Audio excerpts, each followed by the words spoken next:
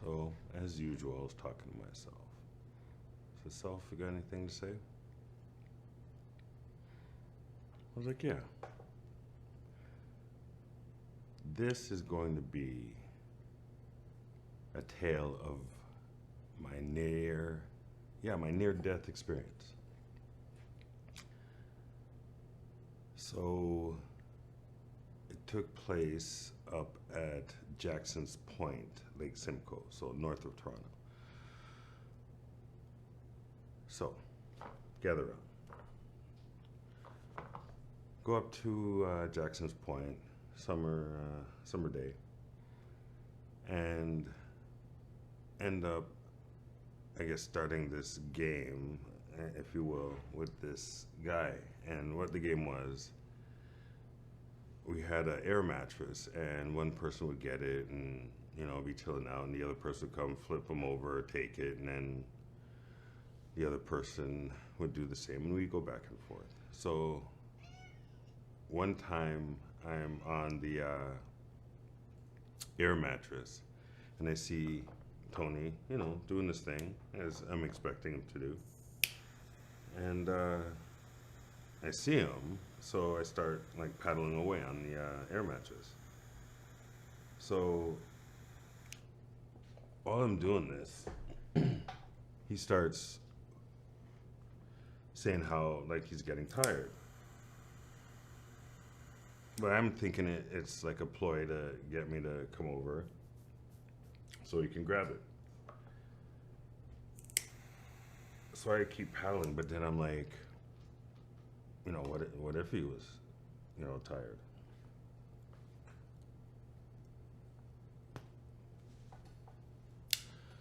So I'm like, okay, no, let me go back because better to err on the side of caution. So I go back for him, and true to what he's saying, he was tired. So when I go back, he's so tired and he's so panicked that he reaches for the air mattress and flips it over and it blows.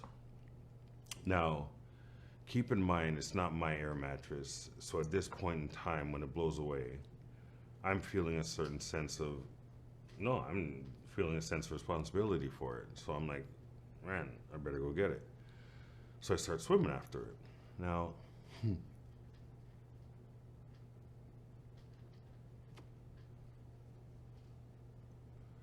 I can swim.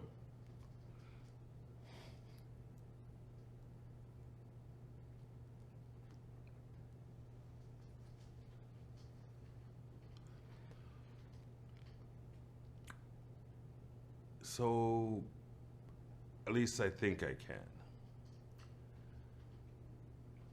Here, I can swim, but I'm not going to be picked for any like swim teams or anything of that nature. So when I start swimming for it, the wind catches this mattress and like it's moving. We're moving at two different speeds. So at this point in time, I'm like, you know what? I'm just gonna have to like cut my losses. Tell them sorry. I'll buy you a new one. X Y Z.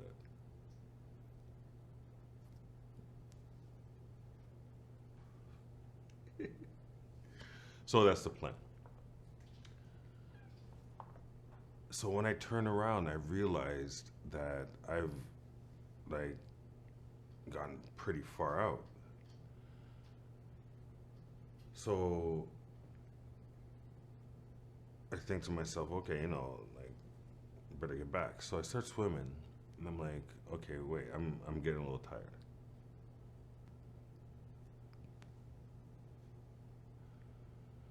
So I come up with a plan to just float on my back for a bit and catch my breath and then get at it. So that's what I do. So I'm chilling on my back, just floating along. Everything's fine. So when I feel up to the task, I flip over, and then when I flip over, I'm like even further than when I realized that I floated out that far. So now I'm like driftwood at this point. So I'm like panicking because if I go to rest again, I'm not going to be in the same position. The current's just going to take me out, and so I have to swim. So I start swimming, and I'm going, and I'm not even sure how much ground I'm making, but I'm swimming, and it's an effort. And the thing is, when you're on land,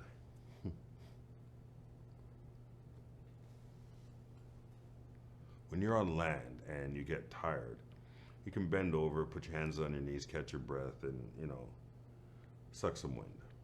But when you're in water, you don't really get that choice.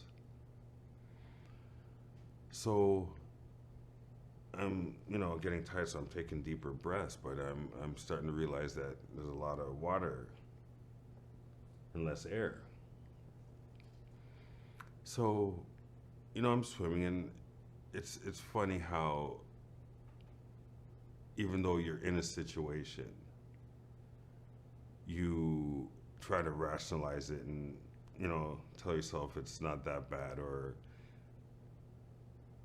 even you don't even know how bad it is, because I've never been in that scenario before, not even close.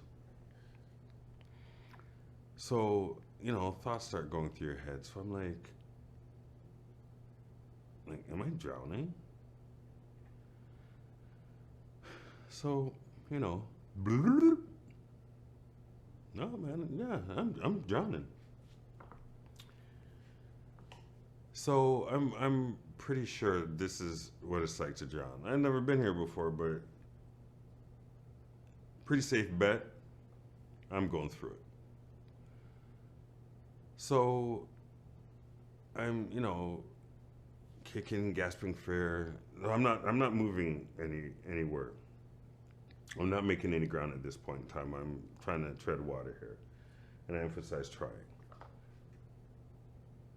So the funny thing is, even though I'm doing what I consider to be drowning, for some reason my, I don't know, pride or whatever won't let me just all out scream for help. So I'm trying to ask for help in some weird dignified way. I don't know why.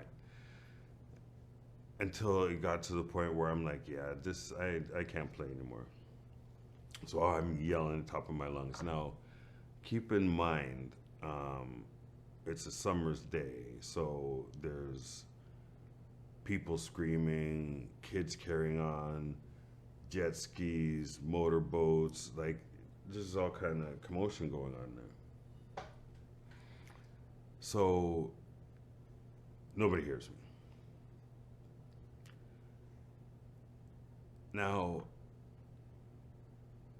at this point in time, I'm still like, kicking, thinking I got a chance, but I'm in my head, I'm like, listen, what, I'm out of breath.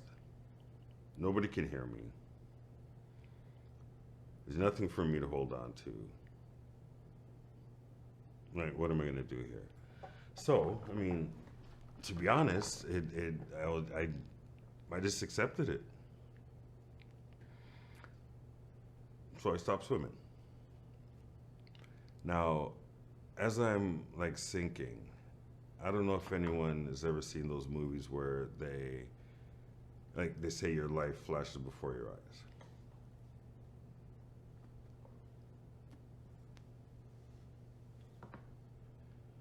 And in the movie, you see a lot of different like shots just rapidly, going by. But when you're watching a movie, you can't, make out every shot. Now, whoever came up with that sequence or that way to illustrate that your life flashes before your eyes, I would say, from my experience, that's probably the best that they can do. The only difference is everything that's flashing is coherent. You can make it out. So you've had your whole life up until that point, just, it's like your life story that you're watching, basically in an instant. So I see that, and when that flashed before me, I was like, okay, I'm going to the, gates of heaven. That was another thing, and this is another thing that sort of helped to shape who I am today. Because at that point, I was like, man, I think this is it. I'm gonna go meet my maker, and then I'm like, I hope. I think that's. I think. I think that's what scared me more than dying. Wasn't sure which direction I was going. So while this is going through my head, and as my witness, this is what I'm contemplating and thinking. So while this is going through my head, and maybe I would have gone to the gates of heaven because I feel something like grab me. By the grace of God, some dude had heard me, came over, and I don't know if you've ever seen in the kids swimming section one of those flotation devices that is actually it's a noodle. It's just a long. I'm not sure what it's made out of, but it floats. So he comes out and he's like, "Hey, dude, man, you're kind of big. I'm gonna have to have to go back and get something." So, needless to say, I held on to this for dear life. Why? Because in fact, my life depended on it. Now, I say, that may have contributed to who you see today because one, there's not much that scares me. Now, there still is one thing. No, I'm not. You know what? I don't care. I'm not admitting that. I have a healthy, hyper respect for heights. That's how I'll categorize it. But again, I'm not afraid to die. I just don't want to suffer before I do it. So, if I get shot and it kills me instantly or I get into an accident, I just don't want to be trapped under some car for like 3 days. You hear those crazy stories. If I am trapped, I better be saved. But I don't want to be trapped and then die. That's no. And the idea that I was looking at death and I wasn't sure where I was going. That was not comfortable. So even though I may not be the nicest person, I'm definitely a good person. Because everybody needs help. And I do not have a problem helping somebody, not at all. I would consider myself a very helpful person. But I find a lot of times when you're nice, you enable people. And I'd rather be helpful and useful than an enabler. That's just the way I see it. Other people see it different. Like here, for instance, I was having a conversation with somebody and I said, the way that things are, it's like you throwing somebody on stage with a microphone and then demanding that the audience laugh, no, how about this? How about I get you the opportunity to go up on stage, but now it's your duty to make them laugh. The person said that they'd be the person that would laugh in spite of them not being funny. I was like, are you serious? So, anyways, I'll get you the gig at the Comedy Store, but I'm not making the audience laugh. So that's just how I see it. Anyways, that's my near-death experience. That's the closest I've come to death. So maybe that's the reason why there's not too many things that intimidate me or scare me. So I'm thankful for that experience. I don't, at least I don't think it's traumatized me to this day. I mean, I kind of laugh about it because I am here to talk about it. So, yeah, my near death experience. Thanks for listening.